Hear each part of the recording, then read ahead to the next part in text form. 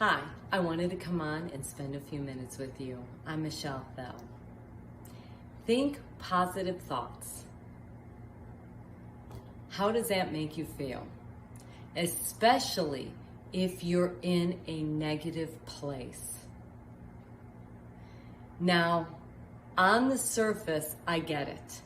The more positive we are, the more we raise our vibration, the more we attract more positive experiences, because like attracts like. And of course, the more we focus on positive, the more we see positive, because that's what we're putting our attention on. But beneath the surface, as best as I try to keep on that positive level, this girl has majored in negativity for a very long time. Now, that being said, me now opposed to me then, the me now is at least aware of my thoughts. Am I more on the positive or am I more on the negative? Whereas the me then wasn't thinking about that at all. I wasn't aware of whether it was positive or negative. It was just thoughts that I was thinking. Can you relate? It is said that we have over 50,000 thoughts a day, and about 70 to 80% of those thoughts are negative. And in our world, we are not wired to work with positivity. You know, especially today, there is still so much fear going on. So recently I was listening to a webinar with Joan Borsinko, and she touched upon a term, realistic optimism. And then she briefly spoke about Viktor Frankl, the author of Man's Search for Meaning. He was in a concentration camp, and he started witnessing those that survived and those that did not. And he started noticing that those that didn't survive were those people that had such high hopes that they would be rescued. And then they weren't, and they gave up hope. Or the POWs that would think we'll be saved by or rescued by Thanksgiving or Christmas. And then the holiday came and went, and they ended up putting a time frame on it. And when that time frame passed, not giving them the result they expected, they gave up hope as well. How many of us, myself included, are putting a time frame on something we want to have happen, and then starting to question, or starting to lose hope, or maybe you even give up when it's not working in that time frame? With realistic optimism, there is a belief in succeeding with an acceptance that there will be challenges along the way, or that there might be challenges along the way, right? We don't want to just get all negative that you're definitely going to have challenges, but keep it on that lighter. There might be challenges on the way. And by thinking in this way, it can actually lead to more success. How? By believing that you need to make the success happen, that you are the creator, that the power is within you. And then choosing the right strategies, careful planning, having the persistence and the effort as you move forward.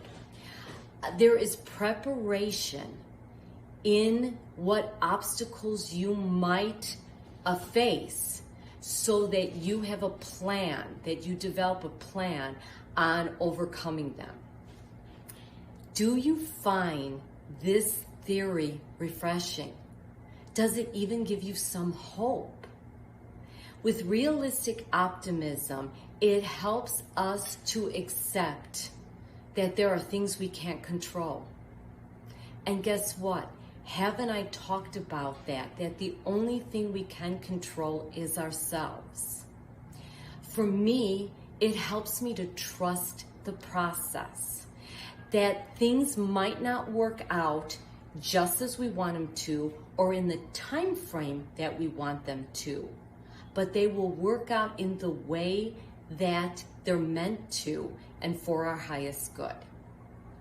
So how do you move more into realistic optimism?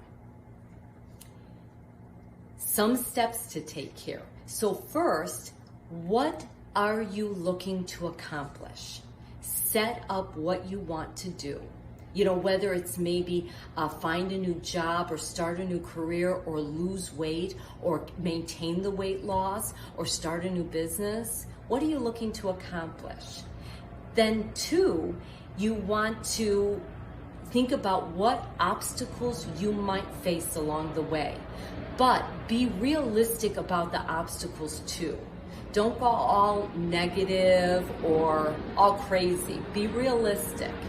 3, once you identify the realistic obstacles, what plan would you set up so that you can then work to overcome them? 4, trust the process that all will work out. And 5, take action and move forward. See the gifts that are happening along the way. Look for the silver lining. So when things maybe don't work as you want, what are you to learn from it? How do you move forward? This way you start keeping that, or you keep the faith and hope, and it keeps you going. And if things don't work out, then realizing that it's okay and that there's a reason for it. So as we move forward, can we do it with more of a realistic optimism approach? I'd love to know what you think of that. Love for you to share in the comments. And I'd also love for you to continue the journey with me in other avenues. So like my Facebook page at Newland Wellness, or my YouTube channel, Newland Wellness as well. I'm on Medium, and I have my website. All the links are here. I want us to stay connected on this journey. I'm honored to be with you. I thank you for spending a few minutes with me. Until next time.